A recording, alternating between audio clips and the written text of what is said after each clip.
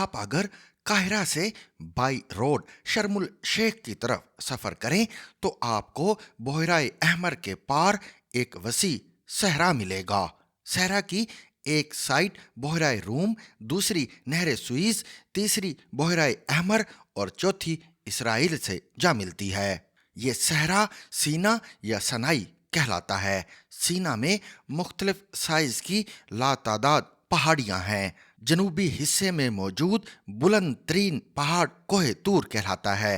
یہ 7,500 فٹ بلند ہے اور حضرت موسیٰ 1300 سال قبل مسیح میں اپنی اہلیہ حضرت صفورہ اور بچوں کے ساتھ اسی پہاڑ کے قریب سے گزرے تھے۔ آپ کو پہاڑ پر آگ نظر آئی تھی۔ آپ پہاڑ پر تشریف لے گئے تھے۔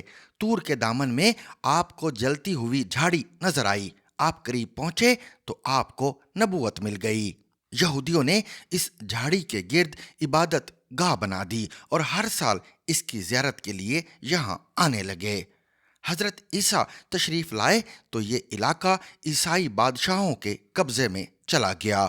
رومن بادشاہ کانسٹنٹائن نے 365 میں یہاں ایک چھوٹا سا چرچ چیپل بنا دیا۔ یہ چیپل سکندریہ کی ایک نیک خاتون کیتھرائن کی وجہ سے سینٹ کیتھرائن کہلانے لگا۔ 565 میں رومن بادشاہ سیزر جسٹینین نے یہاں ایک بڑی خانقاہ تعمیر کرا دی اور یہ خانقاہ آج تک موجود ہے۔ حضرت موسیٰ سے منسوب جھاڑی بھی اسی خانقاہ میں ہے۔ یہ مقام برننگ بش کہلاتا ہے۔ سینٹ کیتھرائن کی لائبریری دنیا کی دوسری قدیم ترین لائبریری ہے۔ اس میں دنیا کی قدیم معتبر دستاویزات ہیں۔ ان میں نبی اکرم صلی اللہ علیہ وآلہ وسلم سے منسوب ایک خط مبارک بھی ہے۔ عیسائی اس کو نبی اکرم کا کوویننٹ ٹیسٹامنٹس جبکہ مسلمان عہد نامہ کہتے ہیں۔ یہ دنیا میں ایسی واحد دستاویز ہے جس پر رسول اللہ صلی اللہ علیہ وآلہ وسلم کے دست مبارک کا نشان ہے۔ یہ علاقہ تاریخ کے مختلف ادوار میں مختلف مسلمان خلفاء کے قبضے میں رہا، لیکن خلفائے راشدین ہوں، بنو امیہ کا دور ہو، عباسیوں اور فاطمیوں کا عہد ہو، سلطان صلاح الدین ایوبی کا زمانہ ہو یا پھر خلافت عثمانی ہو، یہ چرچ ہر قسم کے حملے سے بھی محفوظ رہا اور آزاد بھی۔ تمام مسلمان حکمرانوں نے اس کا احترام کیا۔ اس کی وجہ رسول اللہ صلی اللہ علیہ وآلہ وسلم کا عہد نامہ تھا۔ اس عہد نامے کا حوالہ تاریخ سینا القدیم جیسی معتبر کتاب میں بھی ہے۔ عثمانی خلیفہ سلیم اول نے 1516 میں مصر فتح کیا تو یہ نہ صرف خود سینٹ کیتھرائن گیا بلکہ اس نے اس عہد نامے کی تصدیق بھی کی، جس کے بعد عثمانیوں کے دور میں یہ روایت بن گئی۔ گورنر مصر پاشا آف مصر عہد نامے کی تصدیق کے لیے ہر سال سینٹ کیتھرائن جاتا، عہد نامے کو چومتا اور اس کا تصدیق نامہ جاری کرتا۔ یہ تمام تصدیق نامے بھی چرچ کی لائبریری میں موجود ہیں۔ مجھے 4 مرتبہ ان کی زیارت کا اتفاق ہوا۔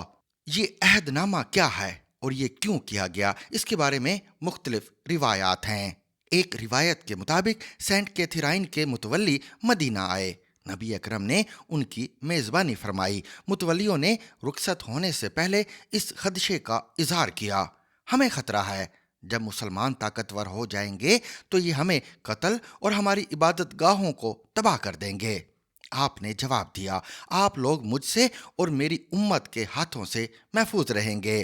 متولیوں نے عرض کیا، ہماری روایت ہے ہم جب کسی سے کسی معاملے میں اقرار لیتے ہیں تو ہم اس سے لکھوا لیتے ہیں۔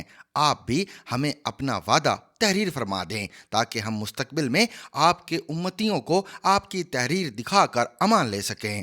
آپ نے فوراً تحریر لکھوائی، کاغذ پر اپنے دست مبارک کا نشان لگایا اور عہد نامہ ان کے حوالے کر دیا۔ وہ لوگ واپس آئے اور یہ تحریر سینٹ کیتھرائن میں آویزہ کر دی۔ اس کے بعد جس بھی مسلمان حکمران نے مصر فتح کیا اور وہ سینا اور کوہ طور پہنچا تو خانقاہ کے متولی نبی اکرم کا عہد نامہ لے کر گیٹ پر آ گئے۔ فاتحین نے عہد نامے کو بوسہ دیا اور وہیں واپس لوٹ گئے۔ یوں سینٹ کیتھرائن اسلامی دنیا کا واحد مقام ہے جو اس عہد نامے کی وجہ سے آج تک کسی مسلمان بادشاہ کے زیر تسلط نہیں رہا۔ یہ خانقاہ ہر زمانے میں آزاد رہی اور یہ آج بھی آزاد ہے۔ مصری حکومت بھی اس کی حدود میں داخل نہیں ہوتی۔ وہ عہد نامہ کیا تھا؟ آپ اب اس کا ترجمہ ملاحظہ کیجئے۔ یہ خط رسول اللہ صلی اللہ علیہ وآلہ وسلم ابن عبداللہ کی جانب سے تحریر کیا گیا، جنہیں اللہ کی طرف سے مخلوق پر نمائندہ بنا کر بھیجا گیا تاکہ خدا کی طرف کوئی حجت قائم نہ ہو۔ بے شک اللہ قادر، مطلق اور دانا ہے۔ یہ خط اسلام میں داخل ہونے والوں کے لیے ہے۔ یہ معاہدہ ہمارے اور دور و نزدیک، عربی اور عجمی، شناسا اور اجنبی اور عیسائیوں اور حضرت عیسیٰ کے پیروکاروں کے درمیان ہے۔ یہ خط ایک حلف نامہ ہے، اور جو اس کی خلاف ورزی کرے گا وہ کفر کرے گا۔ وہ اس حکم سے روگردانی کا راستہ اختیار کرے گا۔ معاہدے کی خلاف ورزی کرنے والا خدا اور اس کے حکم کا نافرمان ہوگا۔ اس خط حکم کی نافرمانی کرنے والا بادشاہ یا عام آدمی خدا کے قہر کا حقدار ہوگا۔ جب کبھی عیسائی عبادت گزار اور راہب ایک جگہ جمع ہوں، چاہے وہ کوئی پہاڑ ہو یا وادی، غار ہو یا کھلا میدان، کلیسا ہو یا گھر میں تعمیر شدہ عبادت گاہ ہو، تو بے شک ہم مسلمان ان کی حفاظت کے لیے ان کی پشت پر کھڑے ہوں گے۔ میں، میرے دوست اور میرے پیروکار ان لوگوں کی جائیدادوں اور ان کی رسوم کی حفاظت کریں گے۔ یہ عیسائی میری رعایا ہیں اور میری حفاظت میں ہیں۔ ان پر ہر طرح کا جزیہ ساقط ہے جو دوسرے ادا کرتے ہیں۔ انہیں کسی طرح مجبور، خوف زدہ، پریشان یا دباؤ میں نہیں لایا جائے گا۔ ان کے قاضی اپنے فیصلے کرنے میں آزاد ہیں۔ ان کے راہب اپنے مذہبی احکام اور اپنی رہبانیت کے مقامات میں آزاد ہیں۔ کسی کو حق نہیں ان کو لوٹے، ان کی عبادت گاہوں اور کلیساؤں کو تباہ کرے اور ان عمارتوں میں موجود اشیاء کو اسلام کے گھر میں لائے۔ جو ایسا کرے گا وہ اللہ اور اس کے رسول صلی اللہ علیہ وآلہ وسلم سے حلف کی خلاف ورزی کرے گا۔ ان کے قاضی، راہب اور عبادت گاہوں کے رکھوالوں پر بھی جزیہ نہیں، ان سے کسی قسم کا جرمانہ یا ناجائز ٹیکس وصول نہیں کیا جائے گا۔ بے شک میں ان سے وعدے کی پاسداری کروں گا، چاہے یہ زمین میں ہے یا سمندر میں، مشرق میں ہے یا مغرب میں، شمال میں ہے یا جنوب میں، یہ میری حفاظت میں ہیں۔ ہم اپنے مذہبی خدا کی عبادت میں زندگی وقف کرنے والوں، راہبوں اور اپنی مقدس زمینوں کو زرخیز کرنے والوں، چرچ کے زیر انتظام زمینوں سے کوئی ٹیکس یا آمدن کا 10واں حصہ نہیں لیں گے۔ کسی کو حق نہیں کہ وہ ان کے معاملات میں دخل دے یا ان کے خلاف کوئی اقدام کرے۔ ان کے زمیندار، تاجر اور امیر لوگوں سے لیا جانے والا ٹیکس 12 درہم سے موجودہ 200 امریکی ڈالر سے زائد نہیں ہوگا۔